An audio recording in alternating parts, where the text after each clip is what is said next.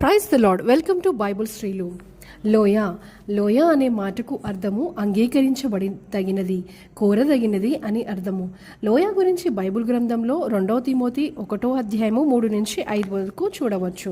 ఈమె గురించి బైబుల్ గ్రంథంలో ఒక్కసారి వ్రాయబడినప్పటికీ ఈమె చాలా దేవుని దయ పొందుకున్న స్త్రీ అని చెప్పవచ్చు. లోయ ఎవరు అంటే యునకే తల్లి, తిమోతి అమ్మమ్మ.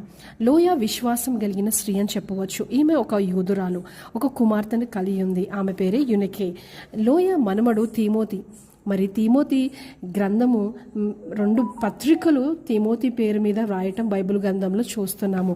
అంటే ఈమె తరాలను మార్చగలిగింది ఈమె విశ్వాసం అని చెప్పవచ్చు. లోయ గొప్ప తల్లిగాను, లోయ విశ్వాసం గల అమ్మమ్మగాను, లోయ దేవుని కొరకు ఎంతో ప్రయాసపడిన స్త్రీగా మనం చూడవచ్చు. ఈమె జీవితము తన మట్టుకు పరిమితం కాలేదు, కానీ తన తరముల వరకు మాదిరికరంగా ఉందని చెప్పవచ్చు. నేటి తల్లి